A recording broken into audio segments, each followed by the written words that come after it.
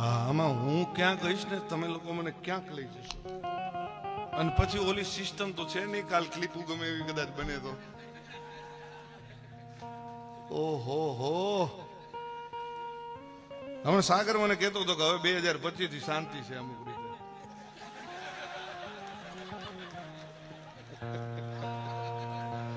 એટલે નવું વર્ષ છે અને માતાજીના જન્મોત્સવથી આપણે શુભ શરૂઆત કરી છે, એટલે હવે વાંધો નહીં આવે.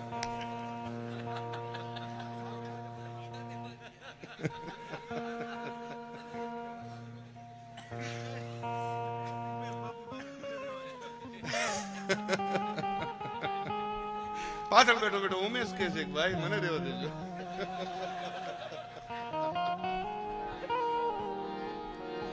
લાલભાઈ હજી કહું છું, આ આવડા આવડા મારા ચાહક છે ત્યાં સુધી તમારે મથાય એટલું મથી લેજો અને મનની મનમાં ન રહી જાય. હવે મારાથી નથી રહેવાતું. હું આની પહેલા 2022 બોલ્યો હતો કે 2022 મેં એવું સ્ટેટમેન્ટ આપેલું કે 2025 હું સિલેક્ટેડ ડાયરા કરીશ. આ ઘા સહન નથી થતા યાર. એટલે ત્યારે બધાને એવું હતું કે એવા તો કયા ઘા હશે જે તમે 4-5 દીથી સાંભળો છો. અરે તમારી જાતના સાલાવ ખદડાવ, તમારામાં દમ હોય તો હાબી સાથીએ મોરે મોરો મારી દો, ખબર પડે. ફિલોસોફી કરવા તમને બોલાવે છે. તમે મને પૈસા આપ્યા આ પ્રોગ્રામમાં, કલાકાર તરીકે તમે મને બોલાવ્યો. શું કામ બોલાવ્યો? સારી વાત કરું, સારું ગીત ગાવ, સારા 1-2 પ્રસંગ બોલું, એ માટે બોલાવ્યો ને. તમે મને ડાયલોગ બાજી કરવા બોલાવ્યો છે. તમારે ગામારે વાંધો હોય આ બોલવા માટે તમે મને બોલાવો છો. સમજદાર છો એટલે ટકોર કરું છું તમને. એવા કલાકારને તમે નક્કી કરીને બોલાવો કે જેની આગળથી સારું સાંભળવા મળે, જેની આગળથી સારું જાણવા મળે, એને બોલાવો. આયા બહેન ફિલોસોફી કરે, મોટી મોટી વાતું કરે, દમ તો કાંઈ છે નહીં. અને બીજી વાત, હું ઘણી વાર ડાયરામાં બોલું છું, તમે તો સમજદાર છો. ખદડા ને ખહુરિયા યાદ છે ને? હવે ખદડા હોય એને તમારે જોવો હોય એના ઉપર સિંગડા ન હોય, ખહુરિયા હોય એને તમારે જોવો હોય તો એના માથે સિંગડા ન હોય. પણ માતાજીના મંદિરે સમાધાન થઈ ગયું હોય ફોનબાઈ માના મંદિરમાં, અને ત્યાર પછી બોલે આથી બીજા મોટા ખદડા હોય ક્યાં? આથી બીજા મોટા ખહુરિયા હોય ક્યાં? મને અફસોસ એ વાતનો છે કે મારે તો તૈયારી છે જ, પણ સાહેબ એને મારી માં હોનબાઈનો મલાદો રાખતાય ન આવડ્યું. ખાલી માની શરમ તો ભરી હોત, અને હું તો માના મંદિરમાં ઊભો તો ને એટલે માફી માંગી હતી. બાકી હવે વયાવો. અને હવે તમને કેતો જાઉં છું, આ પેલા ડાયરામાં સિલેક્ટેડ ડાયરામાં દાંત કરતા કરતા કેતો જાઉં છું, સાંભળો, આવેશમાં આવી નથી બોલતો. હવે માફી માંગુ તો હું ડાયરા મૂકી દઈશ. હવે તમારે જેને આવવું હોય એને વયા આવજો, પણ ડાયલોગ બાજી ન કરતા સામે વહી આવો. મોરે મોરો મારી દો તો માનું મરદના દીકરા છો. અને હવે કોઈ ભાઈડો માફી મગવી દે તો હું ભાઈડો અહીંથી ડાયરા મૂકી દઈશ. આ મારી તમને જીભાન છે. નીકળી હાલ્યા છો ગામની પ્રજાને બગાડવા યાર. સારું શીખવાડો ને, સારી વાતું કરો ને. બાયું ચડાવવાનું શું કામ શીખવાડો છો? આવનારી પેઢી છે, આ ભારતનું ભવિષ્ય છે. આમાં કોઈ કલાકાર બનશે, આમાંથી કોઈ કથાકાર બનશે, આમાંથી કોઈક ડોક્ટર બનશે, આમાંથી કોઈક એન્જિનિયર બનશે, આમાંથી કોઈક મોટો માણસ બને, એવું શીખવાડો ને. આવડે તો એવી વાતો કરો, અને ન આવડે તો મૌન બની અને તમને જેટલું આવડે છે એટલું સાહિત્ય કરીને નીકળી જાઓ. આ કોઈ લડી લેવા, કોઈ ડાયલોગ બાજી કરવાનો આ પ્રોગ્રામ થોડો છે. આ પ્રોગ્રામ તો સનાતન ધર્મનો પ્રોગ્રામ છે. અને સાહેબ, મેં ક્યાંક માફી માગી હશે ને, એ કોઈક ધર્મના થાંભલાની શરમ ભરી છે કે મારી માથી મોટું દુનિયામાં મારા માટે કોઈ હોય નહીં, એટલે મેં માફી માંગી છે. હા, અમારી સિસ્ટમમાં નથી. હવે તમારી સિસ્ટમને કહી દીજો વહી આવે. તમારી સિસ્ટમમાં ન હોય તો હું કાઠી દરબાર છું, મારી સિસ્ટમમાં ન હોય. આ હાય હાય હાય, બોલી જા બોલી જા બોલી જા બોલી જા. ચકલા ગોતી બાજ ન બને. હવે આવડાની ખબર છે કોણ સાચું ને કોણ ખોટું. યાર મારે જાજુ નથી બોલવું, આ વાતને મારે લંબાવી નથી. તમે તો સમજદાર છો. પણ સાહેબ, વગર વાંકના દુનિયામાં કોઈ કનડે. ઓળખાણ તમે માગો ને એટલે ઓળખાણ દેવી પડે છે યાર. મેં તો બધી જ્ઞાતિને ભેળી રાખી છે. બધી જ્ઞાતિએ મને પ્રેમ કર્યો છે. મારી યારે કોઈ જ્ઞાતિવાદ નથી કર્યો, તો હું જ્ઞાતિવાદની વાતો અહીં બેહીન કરું. મેં તો બધી વાતો કરી છે. કોઈ બોલી જાય ચમરબંધી આમાંથી મેં જ્ઞાતિવાદ કર્યો અને ભવિષ્યમાં ક્યાંક ભૂતકાળમાં ક્યાંક મારાથી ભૂલ થઈ હોય તો મેં હૃદયથી માની ધજામાં ઉભા રહી, માના ખોળે ઉભા રહી અને મને એમ છું કે આ તો હોનભાઈ છે અને અહીંથી પાછા વળી જાવ ને તો આપણી પડતી ચાલુ થાય. આજ માના દરબારમાં મારાથી પાછું જવાય નહીં અને આની સામે હું વટ રાખું, માના દરબારમાં ઉભો રહીને વટ રાખું. વિડીયો જોઈ લીજો તમે, આમાંથી બધા સમજદાર છો. માના ખોળામાં ઉભો રહીને વટ રાખું, ધર્મની સામે વટ રાખે એના ઇતિહાસ ન હોય.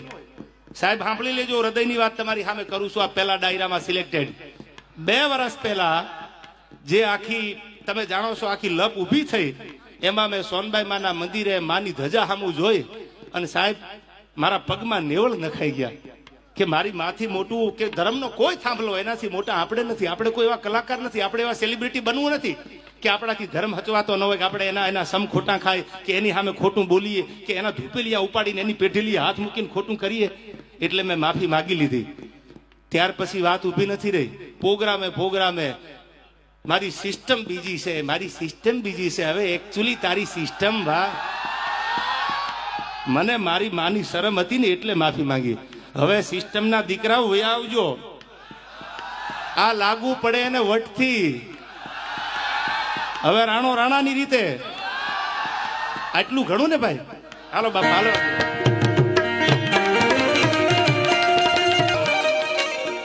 મૌન બની જાવ. ઘણા મારા સજ્જન મિત્રો છે એ મને કે તમે મૌન રહીજો. મેં કીધું મૌન બની અને ડાયરા મૂકી દેવા એથી મને લડીને મૂકવા દો ને યાર. અને મેં એમ કીધું તું સિલેક્ટેડ ડાયરા હું કરીશ. ત્યાં તો અમુક આવી ગયા અમે 2025માં કેટલાયને શાંત કરાવ્યા છે. લે આ તમારી કોઈ જાગીર છે? આ કોઈની જાગીર છે? આ તો દેવા જ ખબર છે, કાલ બીજું આવે. હવે હું વટથી કહું છું કે શ્વાસ હાલે અને મારી માની દયા હોય ત્યાં સુધી તમારી સામે લડવું છે મારે. પેલા એવું હતું સિલેક્ટેડ કરવા છે આપણે, બાકી જય માતાજી રાજીનામું દઈ દેવું છે. પણ મને લાગે છે આમને એમ થઈ ગયું હવે મેદાન ખાલી છે, એમ થોડા ચોકા છક્કા મારવા દો યાર.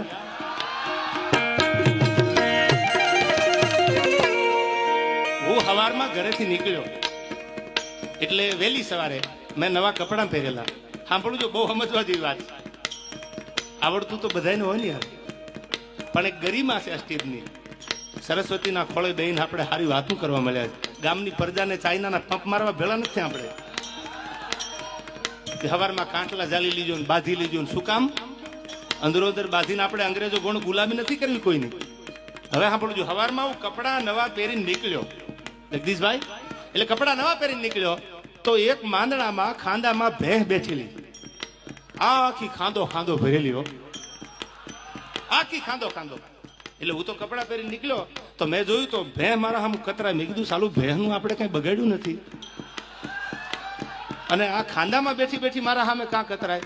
પણ મૂળ મેં નવા કપડા હારા પહેરેલા, ઈ ખાંદામાં બેઠેલી ભેંસથી જોવાનું નહીં. એટલે મારે નીકળવું અને એને ખાંદામાંથી બહાર આવવું. એટલે મને એમ છું કે ભેંસ ખાંદામાંથી બહાર કેમ નીકળી? મેં તો નવા કપડા પહેર્યા હતા એટલે મને બીક હતી કે આ કપડા ક્યાંક ડાઘ પડી જાય તો મારે ગામત્રે જવું હતું. બીજા જોડી હારે હતા ને મારી બેગમાં, એટલે મેં કીધું ક્યાંક કપડા બગડે તો આપણે થોડાક છેટા હાલીએ. એટલે હું થોડોક આંખો વયો ગયો, વળી થોડીક ભેંસ 2 ડગલા આગળ હાલી. એટલે મને એમ છું કે આપણે હજી થોડાક છેટા વયા જાય. આ તો આખી ખાંદો ભરેલી છે, એને બગડવાની બીક નથી. બીક તો મારે હતી કારણ કે મારા નવા કપડા હતા. એટલે હું તો પાછો થોડો આંખો હાલ્યો, વળી ભેંસ મારી સામે હાલી, વળી મંડી કાતરું મારો. વળી મેં વિચાર કર્યો કે દ્વારકા વાળા મેં ક્યાં કોઈનું બગાડ્યું છે, હું ક્યાં કોઈને નડ્યો? એ 2 વર્ષમાં મારું એક સ્ટેટમેન્ટ તો દેખાડો કે સમાધાન પછી હું બોલ્યો હોય તો કાલ ડાયરા હજી મૂકી દઉં. કોઈ દી ન બને. વળી ખાંદામાંથી નીકળી હામી આવી, વળી નાળામાં આંખો ગયો, વળી પાછી આવી. એટલે મને એમ છું કે લગભગ આ મને ખાંદો બગાડવા આવી લાગે કે હું તો આખી ખાંદામાં બેઠી છું, તમારું મારે ક્યાંક બગાડવું છે. અને પછી માફ કરજો મને, મારે ન છૂટકે આ કપડા ખાંદાવાળા કરવા પડ્યા છે. તમે તો સમજુ ડાયરો છો યાર, આ મારી મજબૂરીએ કરાવ્યા છે. બાકી હું આવા સીસરા વિચારનો માણસ નથી યાર. મારા વિચારમાં આવી હલકાઈ નથી ભરેલી. ઊંચા કોળનો આદમી કરે નહીં નીચા કામ, એ તો ગડપત ભાંગે ગામ, કોઈ દી ખાતર પાડે નહીં ખીમરા. આપણે તો કોકની એબ ઢાંકવાના કામ કરવાના હોય, કોઈની એબું ઉગાડવાના કામ ન કરાય. તમે કોઈનું જાણતા હોય ને તો એને ઉગાડતા નહીં, એને ઢાંકવાનું કામ કરો તો ભગવાન તમારી આબરૂ રાખે. કોઈની એબ ઉઘાડવા જાવ ને તો એક દી તમારી એ ઉઘડી જાય યાર. એટલે મારે કહેવું પડે છે તમને કે કેવો છે મારો ભગવાન દ્વારકાધીશ. અને કોઈએ નહોતું કીધું ફલાણો મને કહેતો હતો ને તું ઊંચો હાથ કરીને, કોઈ આમાં હતા જ નહીં, એને જ ઉપાડો હતો. એટલે ઓલો બિચારો હાથે ઊંચો નથી કરતો, હું બેઠો છું. હવે તું તારું ધ્યાન રાખ ને યાર. આ મારી ઓપનમાં ચેલેન્જ છે તને. આ ફિલોસોફી બંધ કરી દે ભાઈ. માયક હાથમાં ગમે ત્યાં કોકનું આયોજન, કોકના મંડપ, કોકના ગાડલા, કોકના માયક, અને ક્યાં દાદાગીરી કરવાની જરૂર છે? આ ઓપન ચેલેન્જ છે મારી આ માધ્યમથી કે જ્યાં પેટમાં દુખતું હોય, જે રીતે દુખતું હોય, તન મન ધન અને આઈથી માતાજીને સમજો હામયું કરવાનું હાલું તો બસ ફૂલ તૈયારી છે. મોરે મોરો આવવા દો અને મોરો મારો મારી સામે મોરો આપી અને પછી માપી લઈ આપણે કોણ કેટલા પાણીમાં છે યાર. શું રોજ ઉઠી નાહકના યારા ગામના છોકરા બગાડો છો? હાલવા દે પ્રયાગરાજ.